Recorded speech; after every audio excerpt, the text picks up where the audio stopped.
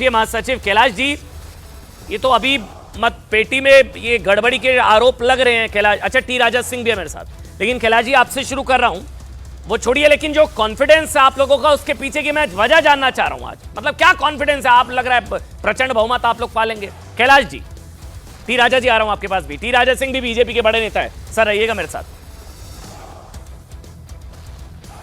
देखिए, ऐसा है कि हमने काम किया है, मध्य प्रदेश का सिनेरियो एकदम बदला है। मैं पीडब्ल्यूडी मिनिस्टर था 2003 में।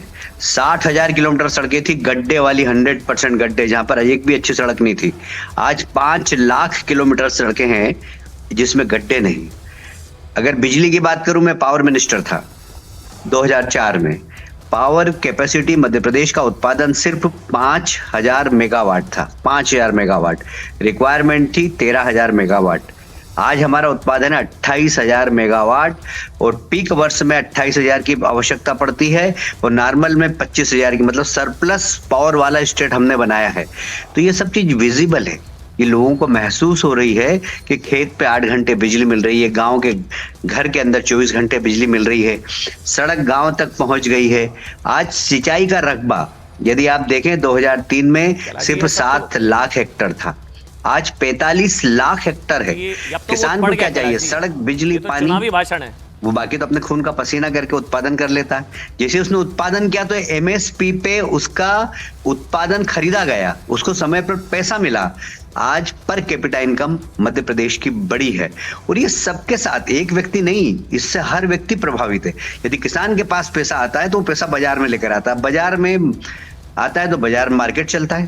तो कुल मिलाकर इकोनॉमी जो मध्य प्रदेश की बड़ी है, वह उससे हर व्यक्ति प्रभावित हुआ है। जहां तक मध्य प्रदेश देश की बात है, मोदी जी का नेतृत्व, मैं समझता हूं कि मोदी जी के नेतृत्व में गरीब कल्याण की जितनी भी योजनाएं हैं, उसका लाभ सर्वाधिक मध्य प्रदेश को मिला है। प्रॉब्लम दरअसल ये है, तैयारी करके उठाया। जैसे प्रधानमंत्री आवास योजना, आज लगभग 85 लाख लोगों के घर में मकान बन गए पक्के, जो सोच भी नहीं सकते थे। उज्ज्वला योजना, आज आयुष्मान भारत योजना, ये सारी योजनाओं का लाभ मध्य प्रदेश के लोग ले रहे हैं। नहीं कैलाश जी, मैं आप जो कह रहे हैं मतलब होगा ये ब्रांड मोदी, ब्रांड मोदी, मतलब ये आरोप लगा रही है कांग्रेस, मतलब जीते तो मोदी, हारे तो शिवराज, कल को ये ना हो जाए। बहरहाल मैं आपके पास आऊंगा। टी राजा सिंह, बड़े चेहरे, भारतीय जनता पार्टी के बड़े नेता, लेकिन राजा जी जीत का सहरा और राजा तो तेलंगाना में कोई और ही बनता नजर आ रहा है। कांग्रेस, आपकी हालत तो पतली है तेलंगाना में। टी राजा सिंह,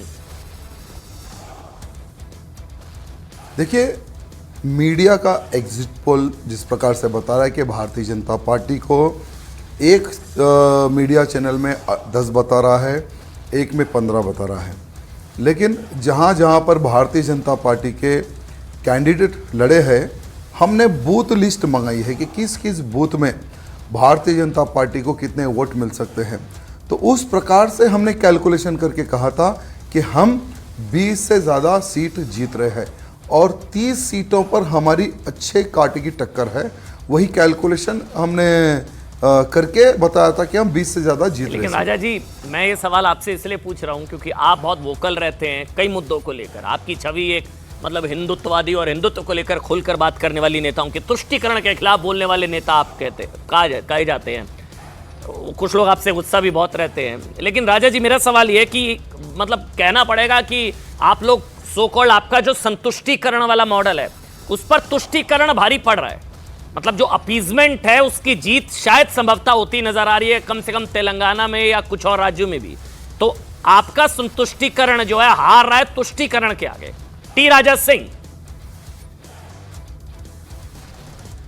देखिए, कांग्रेस का जो मैनिफेस्टो है, यानी जनता को काम ही नहीं करना है, बस घर बैठे उनको सेटिस्फाई करना है, उस प्रकार से उन्होंने मैनिफेस्टो बनाया है।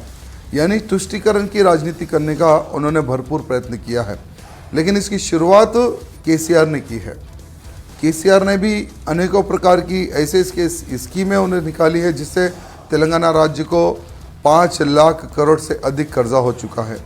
तो वही एंगल में कांग्रेस जाकर अनेकों बड़े बड़े ऑफर्स, यानी अगर किसी का विवाह होता है तो हम गोल्ड दे देंगे, 1,000 करोड़ का मुस्लिम्स को बजट दे देंगे, अनेकों प्रकार का फ्री का जो इन्होंने जो मैनिफेस्टो बनाया है, मैं समझता हूँ जनता, जैसे मीडिया में बता रहा है कि कांग्रेस को बढ़ोतरी हो सकती है एग्जिट पोल में, तो जी। मैं समझता हूँ जनता उनके ट्रैप में आ चुकी है। नहीं राजा जी, मैं वो रेवड़ी पर भी आ रहा था, आपने उसका पहले जिक्र कर लिया। एक तो ये आप लोगों का मतलब, मैं बार बार रिपीट कर रहा हूँ, ये सवाल मेरा कैलाश जी से भी रहेगा कि जो संतुष्टिकरण है वो हार रहा है, तुष्टिकरण संतुष्टिकरण पर भारी पड़ रहा है। मतलब ये तो है, कर्नाटक मॉडल भी हमको देखने को मिला। लेकिन विजय वर्गीय जी, क्योंकि आपके चेहरे पर मुस्कान इतनी ज्यादा है, अभी भी आप मुस्कुराते हुए नजर आ रहे हैं, तो ये मतलब इसलिए तो नहीं कि सीएम की रेस में भी आपका नाम काफी आगे है और सीएम के रेस में आपके नाम की चर्चा बहुत प्रबल है। हो सकता है, मैं आप डिनाई कर सकते हैं, नहीं अमन जी ऐसा नहीं है, मतलब सीएम आप बन सकते हैं या आपका नाम बहुत ज्यादा आगे है सीएम की रेस में, कैलाश विजयवर्गीय? देखिए, ऐसा है कि आप लोग तो काफी कल्पना करते हैं, आप लोग सोचते हैं, विचारते आप हैं कह और दीजिए फिर मैं नाम गलत भी हूं। आप ही डिक्लेयर करते हैं और आप भी फिर बाद में उस नाम को हटा भी देते हैं। ये सब आपका खेल है। हमारी पार्टी एक नहीं, आप सही है या गलत है इसके ऊपर मैं कोई टिप्पणी नहीं करूंगा, पर मैं, क्योंकि कौन आज पत्रकारों को सही और गलत कहेगा? आप तो हमारे पूजनीय प्रजातंत्र के चौथे स्तंभ हैं। पर मैं इतना जरूर कह सकता हूं कि ये पार्टी एक अनुशासित पार्टी है, कैडर बेस्ड पार्टी। हमारे लीडर बैठ कर तय करते हैं, जो भी मुख्यमंत्री बनेगा वो भारतीय जनता पार्टी का कार्यकर्ता होगा, इतना मैं कह सकता हूं आपको। और इसलिए मुख्यमंत्री कौन बनेगा ये हमारे सेंट्रल लीडरशिप तय करेगी। नहीं, लेकिन कैलाश जी, अब वाला सवाल ले लेते हैं जो मैंने टी राजा सिंह से भी लिया कि ये फॉर्मूला है कर्नाटक में भी, तुष्टिकरण जो है वो संतुष्टिकरण पर भारी पड़ रहा है। इंडी अलायंस की एक रैली मध्य प्रदेश में होने वाली थी, आपने शायद संभवतः सबसे ज्यादा विरोध किया था, स्टालिन उसमें आ जाते। हनुमान भक्त कमलनाथ ने भी डैमेज को कंट्रोल करने की कोशिश की, लेकिन वो डैमेज हो गया। लेकिन कांग्रेस तो अपने आप को हनुमान भक्त और हिंदुत्ववादी पार्टी कहती है, लेकिन शायद मध्य प्रदेश की जनता समझ गई सच। कैलाश विजयवर्गीय, टी राजा जी आ रहा हूं। देखिए, ओरिजिनल होता है, डुप्लीकेट होता है। कांग्रेस एक डुप्लीकेट पार्टी है।